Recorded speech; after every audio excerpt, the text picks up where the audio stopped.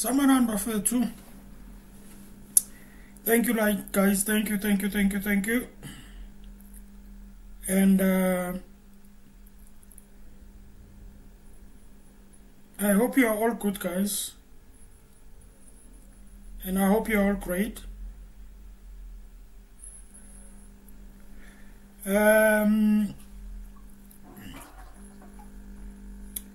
Obviously, as you can see on the screen, we will be reacting to Mr. Mkhwanazi, Mr. Nhlanhla Mkhwanazi, who was doing a press conference. They call it operational briefing. Okay, so that means it was not it's special because they wrote, while according to the media it's KwaZulu-Natal special operational briefing. Okay, and so we're going to take a listen to this bit by bit. What you see on the screen is the commissioner there on the podium. Then you've got the other guys on the sides there. You can see they are not smiling. No one is smiling here. Okay, these are police operational staff, so there is no one who's laughing, no one who's smiling. And I think this guy here with the uniform who's looking on the other side is I think he's a spokesperson of the SAPS in KwaZulu-Natal. I think so. Okay, I hope you enjoy this, and let's just take a listen, guys. And remember, ladies and gentlemen, all these things that he is going to say here are things that he's been warning about, especially when it comes to when he would actually do press interviews. He would say that there are people who are against him, there are people who don't want him to do his job, there are people who are trying to stop him, there are people who are doing this and this and that and that. Okay, so now he decided to do this press conference, which it's so far it's the biggest story at this moment. Okay, but as we know, South Africa, when it comes to these type of things, sometimes they just end up in the air. Sometimes you don't see them happening anyway. All right, in other words, they disappear. But anyway, let's just hope that maybe, just maybe, he has something. All right, and I will tell you guys why I think sometimes, even if there are news, even if there are trending stories that has to do with investigations and stuff like that, why sometimes they become useless. Right? Not useless because they did them, but useless when the time goes on. We all know what happens sometimes. I don't think if you are a South African you don't know, then it means you are not in politics, you are not following politics. We know that when people do this, what happens after. Okay, anyway, let me not waste your time, guys. Let's take a listen to this. Hope you enjoy it. Please, while you are watching, please like the video. That will be appreciated. Let's go and let's enjoy.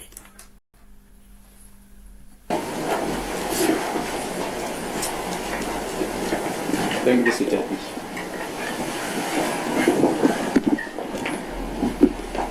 Good morning, colleagues, and thank you. We apologize for the glitch in technology and the delay. You are welcome to this special briefing by the... First of all, what is going on here? You've got soldiers. Are these soldiers or what, guys? What is going on now? Hey, Jesus. Well, like, I'm looking at this, and I'm looking at these guys who are wearing a uniform. I think they are special special forces. You can see that these guys are still young. You can see with in their eyes, they are still young, which is good actually to have young people in this field. The things that we see, especially in the SAPS guys, people who are in there, I'm very sorry, but sometimes it's good to see that special it's actually young people who are fit. You can see that these guys are fit. Anyway, that's not all. Just take a look at this.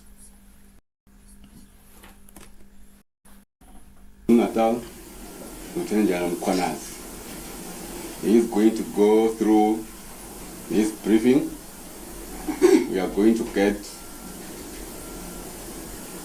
Q&A at the end, and that will be the end of our briefing. For today, we won't do one-on-ones. So your question must just come just after his briefing. It will be answered here.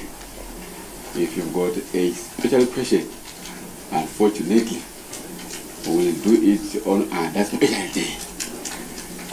I will go to go, guys. Thank you, General.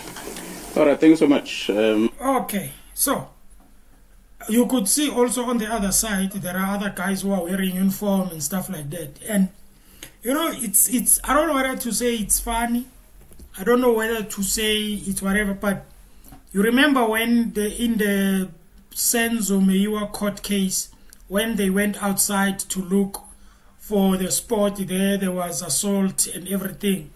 Mr. Keninda went there with some uniform, some very scary and intimidating uniform there.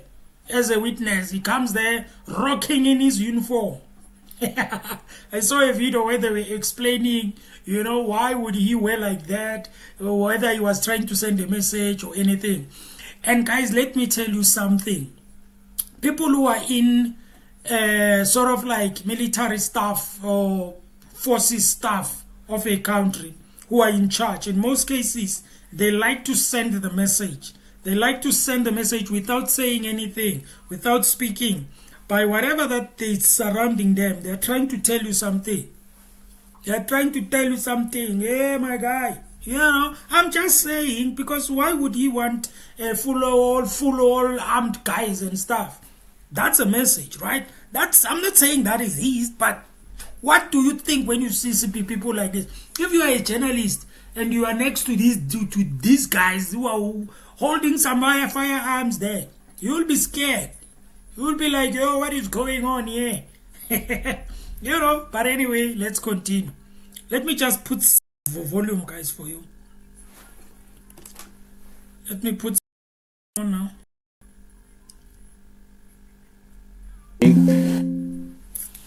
I hope you're all feeling good after the whole events that happened in Durban yesterday. You did not enjoy yourself too much, so you're still to focus. Hey, if you're an agent in Cape Town, you might be waiting for money from selling a home. You might be waiting on your commission. I'm sorry, but hey. Focus today. Let me salute my fellow colleagues, the generals and district commissioners that are assisting me in fighting crime in this province, together with my deputies, both from the policing side as well as the investigation. I'm here this morning in order to speak to you about the policing issues that are happening in KZN as well as in the Republic of South Africa. So I'm presenting this briefing to the citizens of this province, and by extension, the inhabitants of the Republic of South Africa, specifically about the work of the political killings task team. It's been spoken about a lot, I'm sure you know that. Let me give a bit of a background about this political killings task team. In 2018, the President of the Republic, His Excellency President Ramaphosa, established the Interministerial Committee, which we refer to as IMC, which consists of the Ministers of Police, the Minister of State Security, the Minister of Defense, the Minister of Justice and Correctional Services, and Correctional Development. These ministers were given a task by the President to ensure that they deal with matters of security nature that affect political leadership in this province. You will recall that the minister had visited the family of the late Musawenkosi Kashana Mkhunu in Plesisle in Pietermaritzburg in May 2018. It was then where this IMC was established by the President. So it is a committee of ministers, not a police-directed operation, but a committee that involved different departments.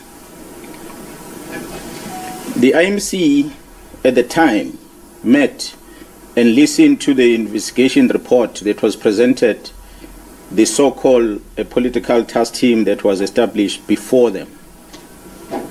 And the observation, amongst others, was that the task team was working in silos. It was compromised, and that it did not have any investigation as well as a prosecutorial plan or strategy. As a result, there was a little or no progress in the investigation and prosecution of these cases.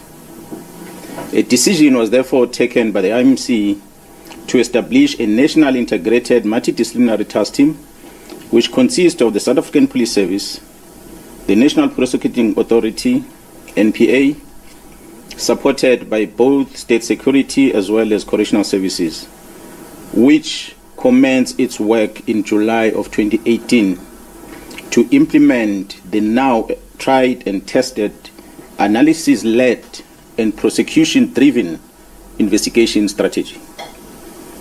As a result of the excellent performance, the Political Killings Task Team has been assigned in another presidential intervention project. I can name the few: the killing of the traditional leaders in the province of KwaZulu-Natal, as well as the murders that happened in the University of Fort Hare in the Eastern Cape.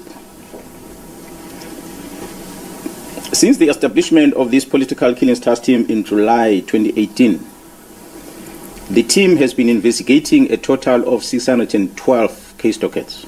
Yeah. These case dockets include murders, attempted murders, intimidation, conspiracy to commit murders, and other cases. A total of 436 suspects were arrested and charged.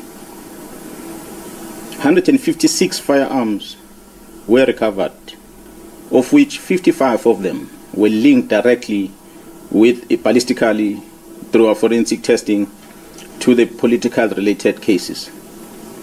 An additional 35 suspects who are members of the South African Police Service were arrested. The notable one is the one who's now in prison, who's been working with the parliamentarian who was involved in the murder, about the murder of one Siniso Makaka. We're going to talk about that later. A total of 128 accused were found guilty on 106 cases. 29 accused were sentenced to life in prison. 40 accused were sentenced between 10 to 35 years. 25 accused were sentenced between 1 to 9 years. 23 accused were sentenced between 3 to 12 months. Why did you cancel your Midjourney subscription? I found this hidden AI that does everything I want for a one-time. And there's quite a lot of awaiting trial prisoners that are going to be finalized in the next coming few weeks. So a total of sentences that is total number of years that has been given, if I add all of them, amounts to about 1,801 years of imprisonment. This is the work done by the team since 2018 to date that have led into the successful prosecution because of this integration working between the SAPS and the prosecution. On the 26th of March 2025, this year, a total of 121 case dockets that were under investigation were taken away from the task team as directed by a Deputy National Commissioner Crime Detection, a Lieutenant General Sibia, who was acting on the instruction of the Minister of Police to disband the team. This was done without the authority of the National Commissioner, nor I, as a Provincial Commissioner, was never informed. These case dockets have since March been sitting at the head office ever since, without any investigation work done on them. 5 of these dockets had already instruction to arrest perpetrators, but nothing is... Well, I suspect that Mr. Mkhwanazi will say, well, I thought they were informing you. That's what he will say. He will say, well, I gave a go-ahead because I thought you guys were communicating. You know how ministers work, right? The ministers, sometimes they don't They don't look for details. They don't look for, you know, the how you did it, or how did it come about that you came to a decision where you want to disband, or how it did it. You know, they will tell you that I didn't know. I thought they were talking. I thought they knew. You know, because if Mr. Mkhwanazi says even the National Commissioner didn't know, then it's a problem, because there is no way that he could have known, Mr. Nhlanhla. He could have known if the National Commissioner didn't know. There was no way he was gonna know, and that's a problem. You know, that's a problem. It means that these guys, they are not working together. It means that they are not interacting with each other. They are not talking to each other. Okay, that is if it's true. And if Mr. Mkhunu is going to deny and say, yeah, I thought they were talking, okay, I don't know, but I will give him the benefit of the doubt, because chances are maybe he was thinking they were talking.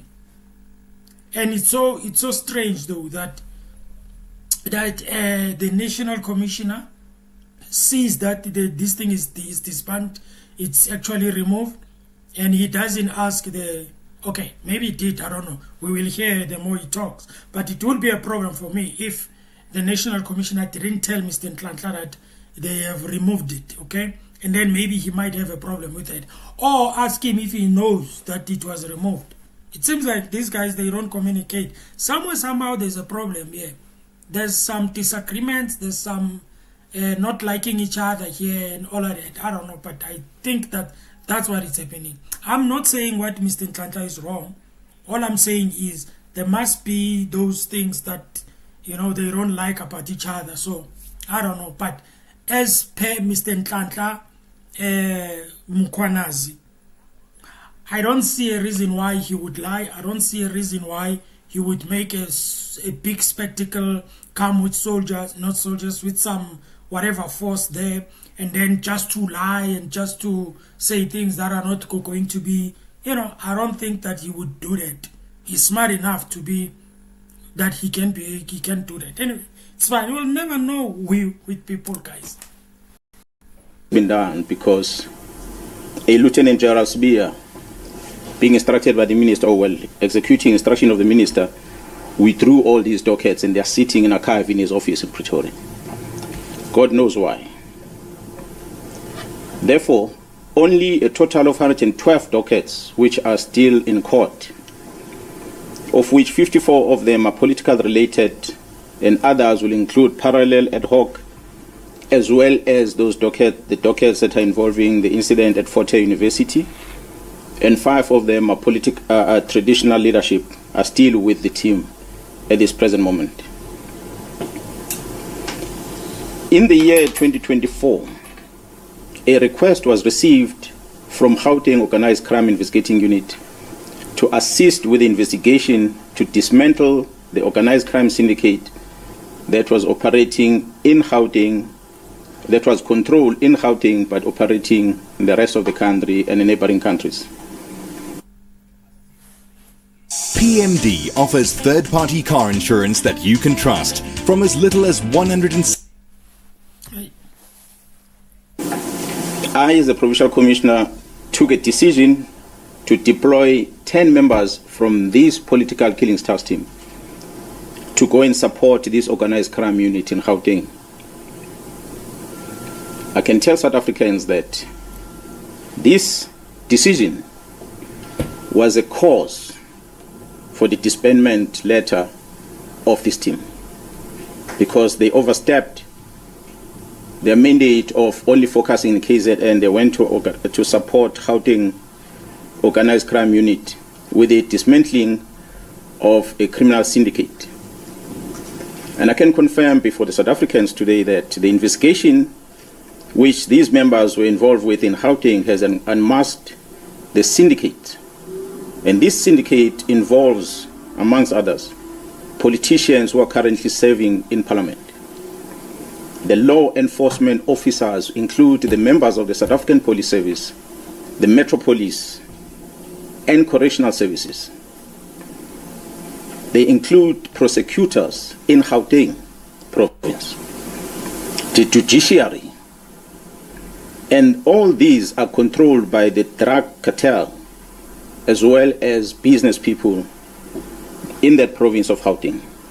This act, of course, undermines the criminal justice system in this country.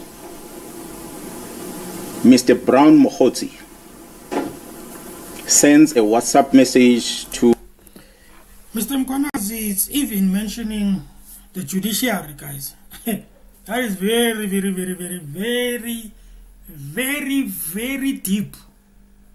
You know, he's mentioning the judiciary. He's mentioning the court things, the court what, arms of state, judiciary. He's mentioning it. Do you think that this guy can just come and say the judiciary just for the sake of it? Or do you think he's got something? Do you think there is something in it? Because I don't think he would have mentioned these things. You know? Yo, this is so tough, man. myself, Lieutenant General Mkhwanazi, regarding the allegation on the defeating the ends of justice matters which were widely publicized, which involves an incident that happened at the correctional service at Mpangeni in KwaZulu-Natal. Mr. Brown sends this message in September last year, long before the news came out in public about the incident that happened at Mpangeni. He sends this message. In this message that he sends to the Provincial Commissioner, he attaches a police letter and he attaches a copy of the occurrence book, a register that is used at the police station that's supposed to only be accessed by police officers. But Mr. Brown, who's not a police officer, attaches those in his message and he sends it to the Provincial Commission. His word says there is a plot to charge you. Mr. Brown Mkhwanazi also sends a screenshot of a presentation that was made on the 30th of September 2024, a presentation that was titled 2024-2025 Division Crime Intelligence Policies. He sends this to myself, Lieutenant General Mkhwanazi, as a Provincial Commissioner of KwaZulu-Natal. Surely this must have been a classified information where crime intelligence are presenting their policies. But this man has access to that, and he's not a policeman. When asked to share the copy of this presentation through that WhatsApp communication, he responded by saying, General Khan will brief you next week. There's only one General Khan in the South African Police Service, so is one General, Lieutenant General Sibiya in the South African Police Service. I've never heard of any other Lieutenant Generals in any other way in the security cluster in the country with the very same names. So I assume these are the colleagues that I know very well.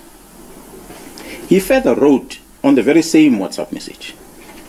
He said that, I quote, the minister is briefed. He has just arrived in Lusikisiki, end quote. You will recall, colleagues, that we had an incident in Lusikisiki, a mass murder that happened there. And the Minister of Police had gone visiting the families and that crime scene. So after this communication, the Provincial Commissioner called the Chief of Staff, Mr. Nkabinde, the Chief of Staff of the Minister of Police, and asked the Chief of Staff, who is this Brown Mkhwanazi? This Brown Mkhwanazi seems to be traveling with the minister to Lusikisiki. Who is he? Because I've never heard of him. The response from the Chief of Staff was that Mr. Brown Mkhwanazi is an associate of the minister, but is not employed in a department. I wasn't made to sit in a class for 8 hours and listen to someone which I felt wasn't teaching me anything real.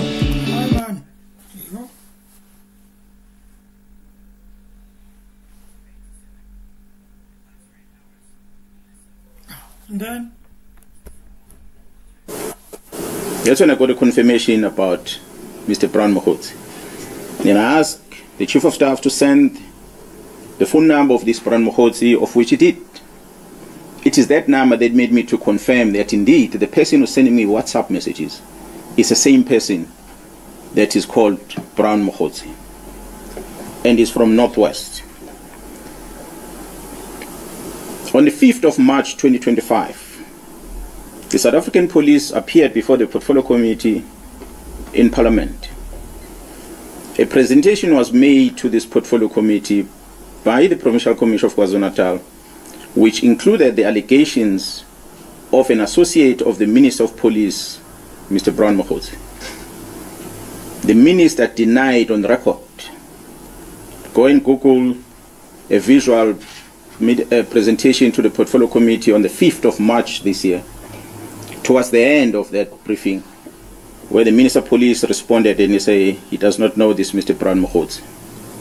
He said that in Parliament. However, the Minister confirmed that he knows this Mr. Bran Mkhwanazi during a telephone conversation that he had, which was posted on X under the handler at Load Care. This was on the 30th of March, where he confirmed that this was his comrade from Northwest. The conversation between the minister and that lady is available. You can go on X and find it on the 30th. If it has been removed from that account as we finish this briefing, I'll share that with you. The evidence has been found in the cell phone of Mr. Vusimus, also known as Cat Nhlanhla, which shows the communication between Mr. Bran Mkhwanazi and the Minister of Police, Mr. Senzo. As I said, this was the beginning of the closure of the political task team. I'll try to outline some sequence of events. I had said the team left for Gauteng to go and assist organized crime in Gauteng. There was a shooting incident that had occurred in April 2024, where Mr. Swart, a QTech employee, was fatally shot while entering the company premises. QTech has been a long-standing service provider to Transnet. Shortly after the incident, 3 suspects, including a warrant officer, a South African Police Service warrant officer, a detective Dau Pule, were arrested in Johannesburg. During the arrest, weapons that were used in this matter, which was an AK-47 and a pistol, along with cell phones, were confiscated. I must applaud the team in Gauteng who had effected this arrest before the arrival of the team in KZN. It is the challenges that this investigating team of Gauteng encountered that led into the invitation to the KwaZulu-Natal police to go and assist. The KwaZulu-Natal political killings task team arrival, they took these weapons and they went and tested them. So they conducted a ballistic test in order to check whether these farms were linked with that murder and many other murders perhaps that will have occurred in the country. Maybe let me pause on that one and come back into what had happened prior to us receiving the results from the task team, ballistic test result. On the 6th of December 2024, the task team visited the premises of the 2 of the high-profile syndicate, of which one, Mr. Katiso Molefe, was arrested for the murder of Mr. Swart of QTech. During that arrest, an unusual activities were observed whilst the team were busy with the operation. These activities included a dispatching of members of the South African Police Service under the command of a senior manager at the head office to go and interrupt the operation that was unfolding. Fortunately, when they arrived there, the members realized that it is indeed the police operation, so they allowed the members to carry out their operation without disturbance. On the 30th December 2024, the ballistic expert issued a ballistic report which linked these firearms not only with the murder of Mr. Swart, but these firearms were linked with a number of high-profile cases. And these cases include very high-profile South African artists that were murdered in Gauteng, which occurred dating back as far as 2021. I'm not going to mention them, but we have them on record. On the 31st of December 2024, the Minister of Police, Mr. Senzo Mchunu, issues a letter to disband the political killings task team and to suspend the filling of vacancies within crime intelligence. In January, February, and April this year, the Deputy National Commissioner Crime Detection, Lieutenant General Sibiya, issued written instructions withdrawing all these cases from the task team to his office.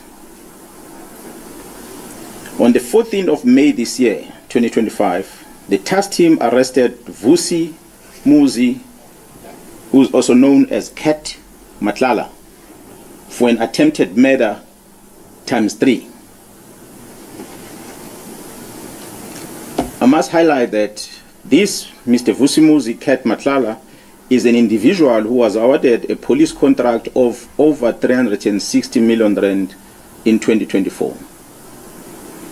An analysis was conducted on electronic communication of this arrested person.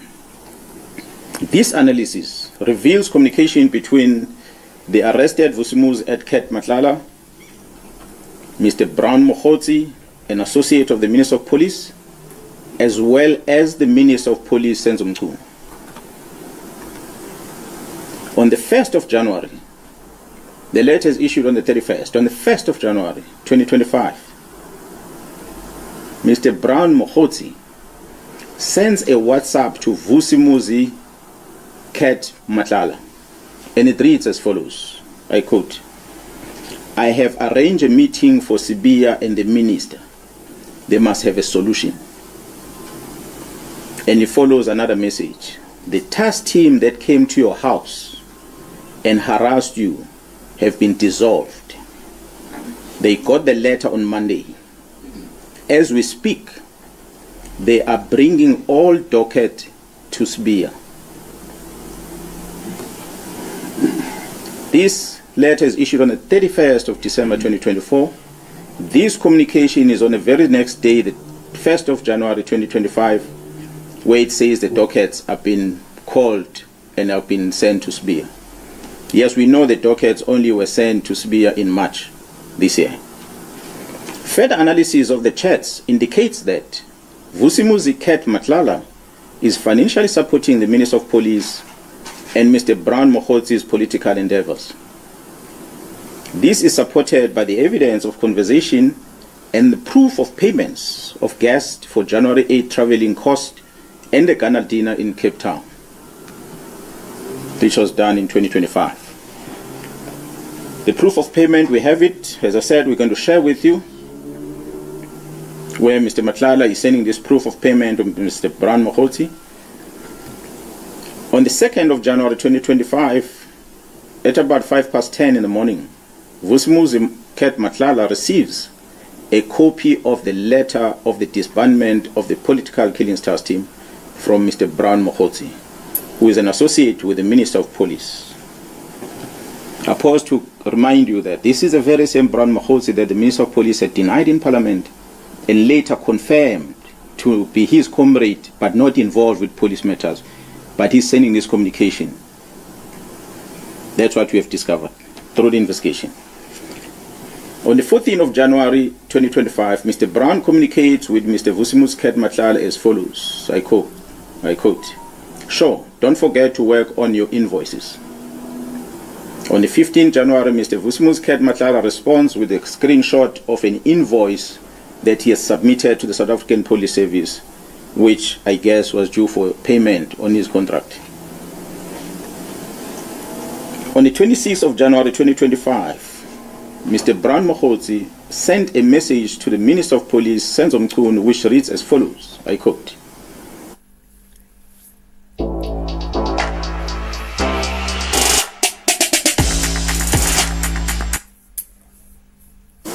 "The guy of the funding in bracket 20 is also in Joburg from Tuesday. He is the one I said has a 3 billion contract with SAPS." Close quote. Open quote, again another message. "I am also meeting with the DNC and the COS today." Now, in the abbreviation, the DNC in the South African Police Service is referred to as the Deputy National Commissioner, and the COS will be, in this regard, the Chief of Staff. He says, "I'm also meeting with the DNC and Chief of Staff today in Durban for finalization of Khumalo and General Mkhwanazi's matter." Close quote. Another message reads, "DNC is waiting for the Chief of Staff here. This is very significant." Close quote. This is extracted from the communication of the arrested person. So we ask ourselves a question: is there a theory of conspiracy targeting senior officers involving the Minister of Police in this country? On the 31st of December, we have seen Mr. Brown Mkhwanazi sending the following message to the Minister of Police, which reads, "Minister, I'm going to get the case number and the judgment for you. Now we got something proven by the court. This is a matter now which either Sibia or the minister can charge Khumalo and apply Rule 9 of the disciplinary regulations of the South African Police Service. It took the Constitutional Court to release a man who was sentenced to life imprisonment through a forced Section 204 confession. Imagine, Comrade Senzo, after 30 years of democracy, having this kind of policing. The good thing now is that these are not allegations, but a court judgment." This is extracted from a conversation that Mr. Brown Mkhwanazi is sending to the Minister of Police. On the 13th of May this year, the contract of Vusumuzi Cat Nhlanhla was cancelled by the National Commissioner of the South African Police Service. On the 14th of May this year, Vusumuzi Cat Nhlanhla sent a message to Brown Mkhwanazi, which reads, I quote, "Morning. Just to let you know that my contract was cancelled yesterday, and I see you've been ignoring me and promising me things that never happened. Luckily, took screenshots of every conversation just in case something like this might happen. I'm taking all this to media and some to court on Friday when I do the interdict." Close quote.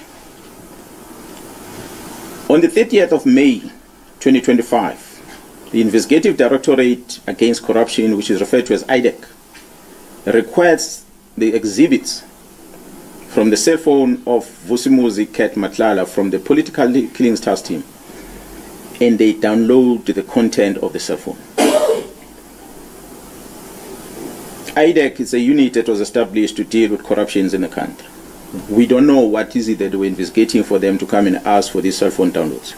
On the 25th of May, on the 30th of May, I beg your pardon. On the 25th of June this year, the project coordinator of the Political Killings Task Team is arrested by IDEC.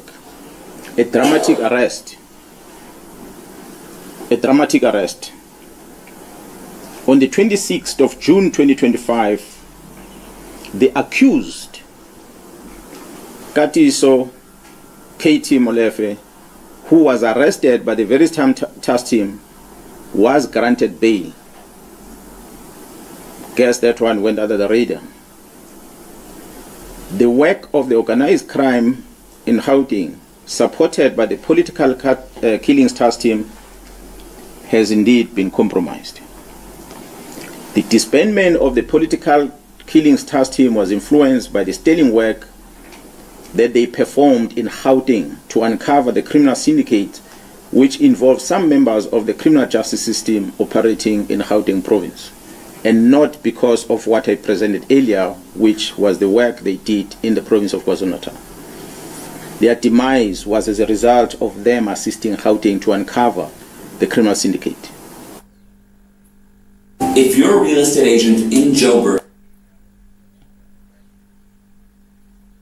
this video is for you, because as an agent,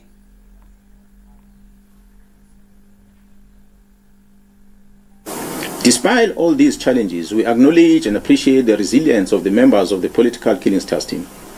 The Political Killings Task Team remains operational, albeit its attempt to disrupt its work to protect and serve the inhabitants of the Republic, as enshrined in the Constitution under Section 205, Subsection 3 of the Constitution of the Republic. The Political Killings Task Team remains operational. Therefore, we have embarked on a process of registering a criminal investigation in order to deal with this infiltration and control of the criminal justice system by the organized crime.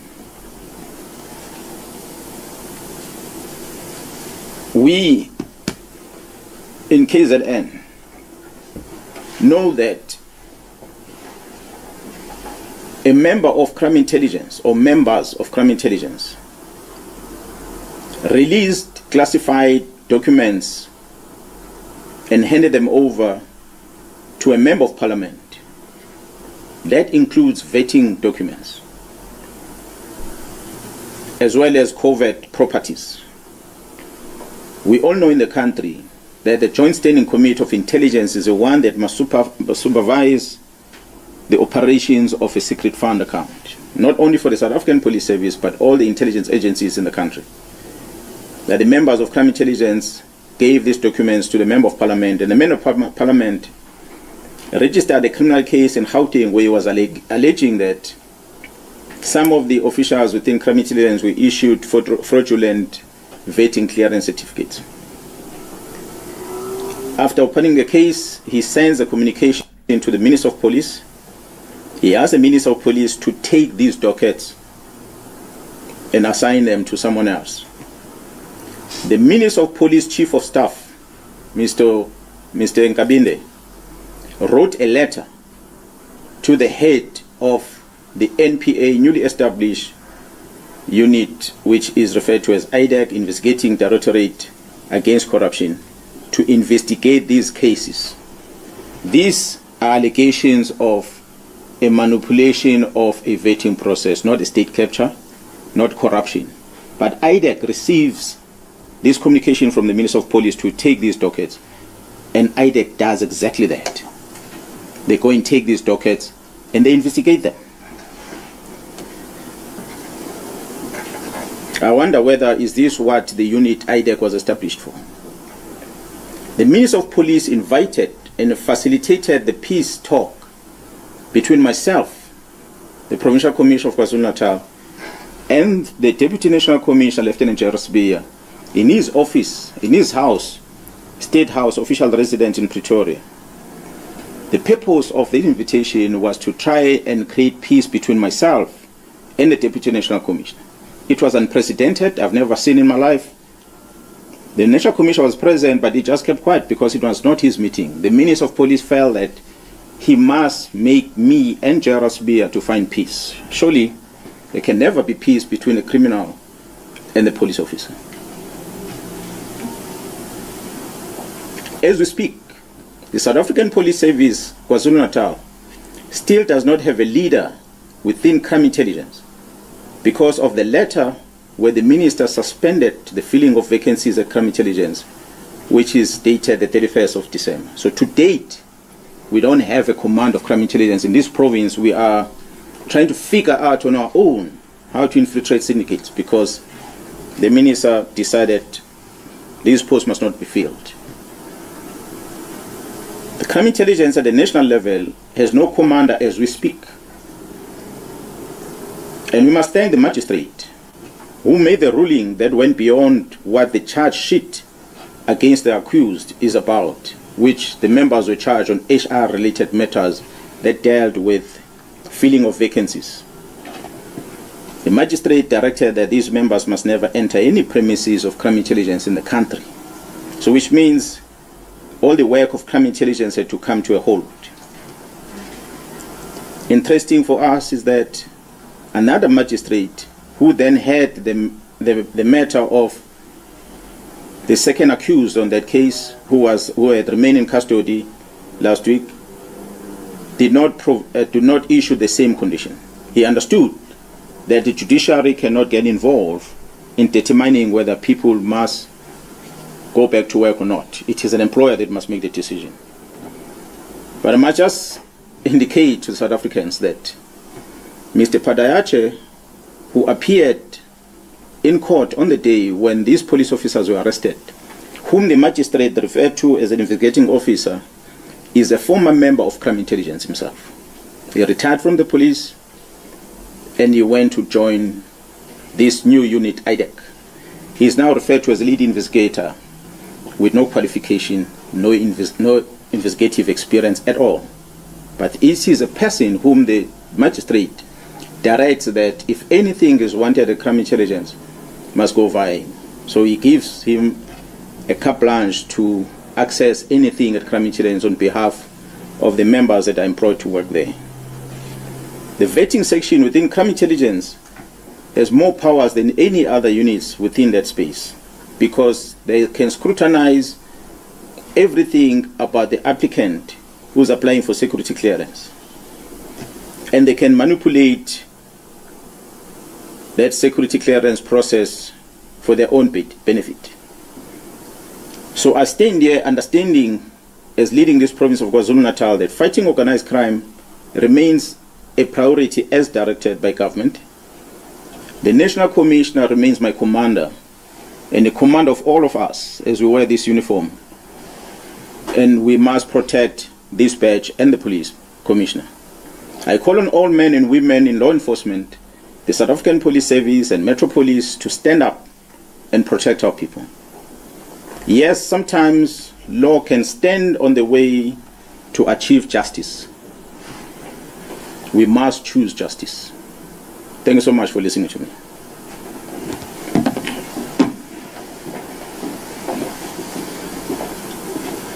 Thank you, colleagues. That was the brief from the Internal Commissioner. We are going to share this with you to look at the numbers and stuff later on, after this briefing. Yo, is she okay though? Why is she sitting like that, bro? What is going on here? She looks, I don't know. I like reading people's bodies. And I don't know, she looks... What is wrong with her? Listen, maybe that's the way they do it. I don't know, but she seems... the way she's sitting... It's like she's not ready for anything. You know, guys, when you are a police officer or a soldier or whatever, when you are in an environment like... Maybe, I don't know, whether you know that anything can happen. You sit like ready. And the way she's sitting, I don't know. Hey, anyway, guys, you see, guys, that's why I like to read people. Look at her. I don't know what's going on, but anyway. Now it's time for you to ask questions related to this.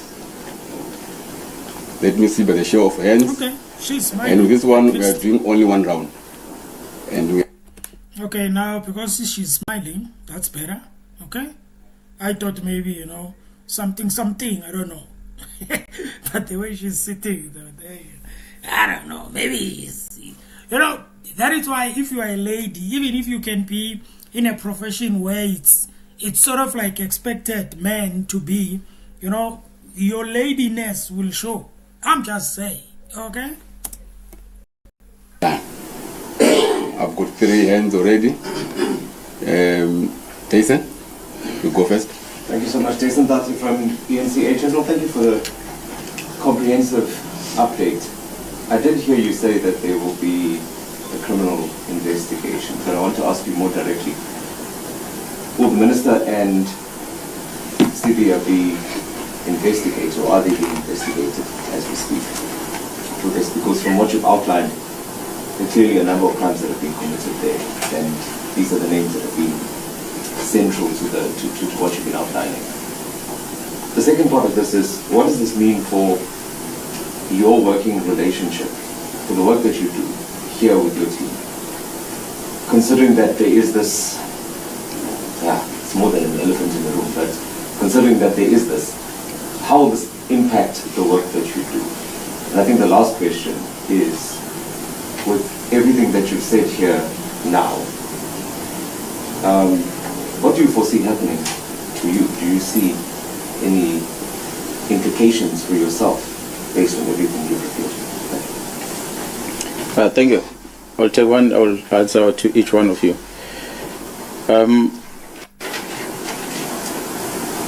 I'm a police officer who understood the task at hand. When I joined the service, it was my resolve to make sure that I deal with criminals head on. Hence, I had chosen a career within the combating side of policing. That's what led me to work in the units that I worked for over time. Yes, I've been a provincial commissioner, and I'm still a provincial commissioner, coordinating different type of policing operations in this province. And I've been involved with a lot of operations in the country in the past. But I understand that at this present moment, the war that we are facing is so serious that it deals with high-level senior officers within the criminal justice system. Therefore, it is important for us to go into a combat mode. It is important for me to make sure that I take on the enemy directly.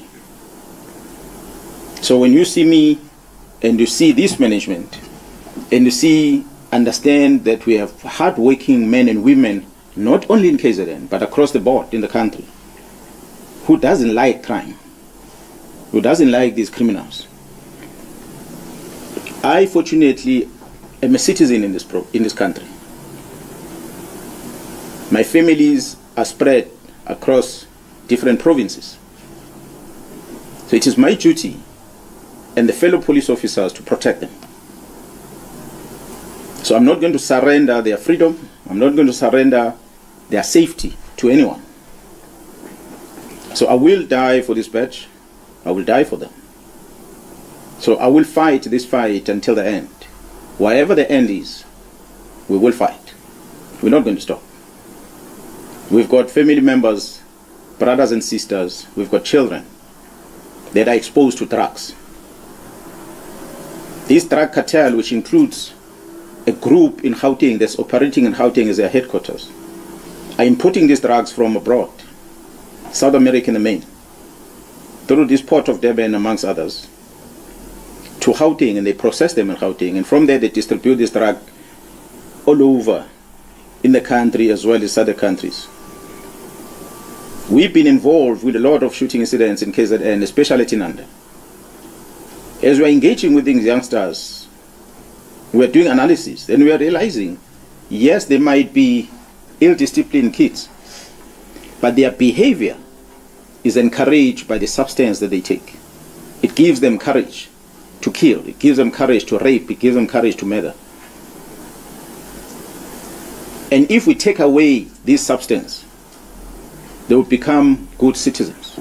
They will become good kids. So therefore, we need to get rid of drugs. Now we understand when we fight with the drug cartels that have controlled police generals, that control prosecution and judiciary, it's not going to be a small game. So unfortunately, some of us have to sacrifice. We've reached a stage where we are sacrificing for the good of the South Africans, for the children of South Africa, to be free from drugs. So I do hope that the authorities that have been briefed about this will take necessary action in dealing with it. As a police officer, I cannot turn a blind eye when I see a crime being committed. That's why I mentioned that. We are already working with the prosecution, working on case dockets for those that took a decision to stop the investigation. So we have to investigate to establish because this new administration came into office last year. This IMC that was established by the president has been in existence before the new government. Ever since the new government took over, to date, there's never been a briefing given by myself, nor my management. I believe nothing done by the provincial, the project leader, which is Jaro Khumalo, who's now arrested. I cannot talk much about my boss, but us, as people who are running on the ground, we have never given a presentation to the Minister of Police about the work, the successes that I presented of this political killing task team in this province. So for the decision to disband it, we are 100% sure after evidence collected that is informed by the work that they were doing in Gauteng. For me, I think it's one of those things where you find a new government coming in and then they are like, okay, we are going to remove everything and then we are going to start afresh. Just like that, you remember in Parliament there was a guy who actually questioned the Minister of Communication in terms of removing some of the things that were there. And then he asked him that, did you remove these things because you are a DA member, a minister from the DA, and then you just want to remove everything, or you just want to remove things that are from the ANC? Are you doing it just for that reason? Or you see? So, because as Mr. Mkhwanazi says that this thing was there before this administration, so it means that it's been there and there was no one who saw a need of removing it. And then this time they decided to remove it. The question will be why, and the question will be, is there a replacement for that, or they just removed it? And if there was no replacement for removing it, then I might suspect, then I might have a problem also myself. Why would you remove something like that and then you don't replace it with something else? I don't know. Why are you removing it? What are the reasons that you are removing it? And if your reasons are not valid, don't remove it. You know, guys, sometimes people, they just make decisions, they just flow with decisions, but they don't think through. They don't, especially if you're a person who wants to serve the people. Before you remove anything, just think, just sit down, think about it, whether this thing is good for people or not. Am I removing it because I don't like the party that put it in? Am I removing it because it's not working? Or am I removing it because I don't like the party? You must ask yourself those questions. And if your answer is, I'm removing it because I don't like the party, then it's a wrong decision. What are you replacing it with? Because you must replace it with something, especially if it was working. You must replace it with something better if it was working, especially. All right? They say usually, why are you fixing it if it's not broken? Mr. Mkhwanazi here says it seems like he hasn't briefed them about that thing that they have removed. He was supposed to brief them to show them how is it working, the successes of it. This is what, you know, even before then they remove it. And I know you will say to me, yeah, but they did their investigation, then maybe they thought it's not working. Then talk to the guy who is in charge. If you ask him, because he's the guy who is in the ground. That's the guy who sees what is happening. Than you, a minister, because you come one day if there is something happening and then you just come. I don't know what are their reasons for removing it, but I don't know. Was affecting the people that are closer to the people that are closer to our executive authority. So our investigation is going to be that wide.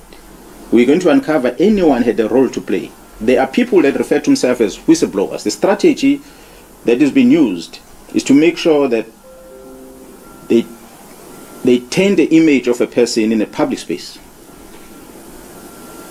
They talk bad about you in the public space. For a member of parliament to come and talk about the procurement of facilities of crime intelligence, which is a covert thing, which is something that should not be in a public space, is not being questioned by anyone. The person who's accused understands that he cannot speak in public about it because it's a covert thing. If he speaks public about it, he's going to be facing a criminal offense himself. Now they're exploiting that gap, that we know this person can't speak, so let's speak and make him look bad. He can only speak behind closed doors in parliament, but he can't speak to the public.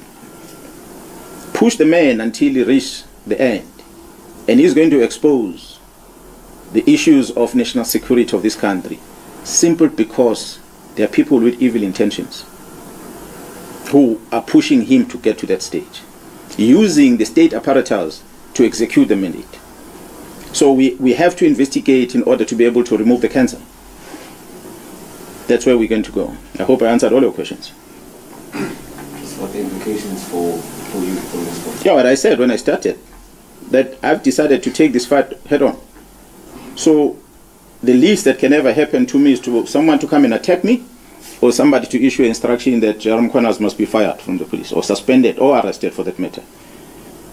What I know, what I like about KwaZulu-Natal, especially in South Africa at large, that we've got very dedicated people out there, from the law enforcement as well as private sector, especially the security companies, that we are running the streets with them on daily basis, who understand that there's a rot in this organization, who understand these problems that you're talking about, and they're not going to sit back and allow this thing to continue. So I'm inviting all of them. I'm inviting the citizens to stand up and protect these men and women who are standing for the truth in this organization. They must protect them. Whether I'm there or not there, fight must go on. We must protect this country against crime. It's all what we can do. So whatever happens to me, happens. I'll take it, whatever happens, happens.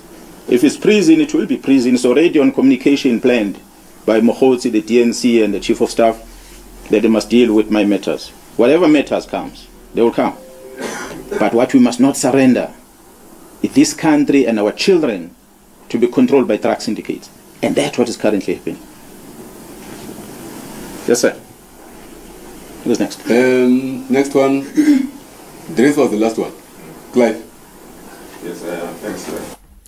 He is ready, ladies and gentlemen, to go to jail. He's ready to be done, whatever.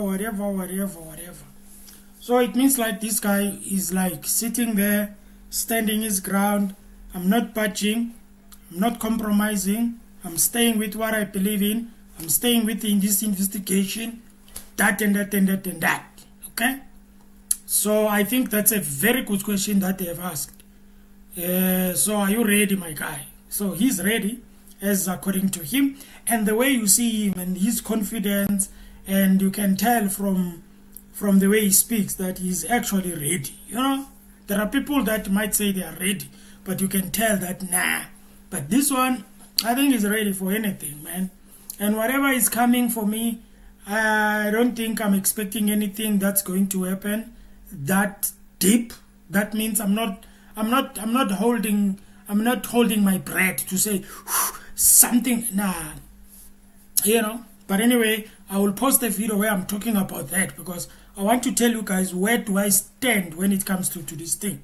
Okay, because in South Africa, in most cases, we get excited about things when they trend, and then we get excited, we get up and down, we comment, we say that and that. And then after 2 months, 3 months, we start complaining. Yeah, there's nothing happening. Yeah, this thing is what, you know. But anyway, thank you guys for watching. Thank you for liking. Even though you didn't like, it's fine. Thank you guys for watching. Thank you for everything. And if you watched the video after the live, thank you so much also. Welcome. You have a fantastic day. Like the video before you leave. Have a fantastic day. I am out. Sharp, sharp, of it.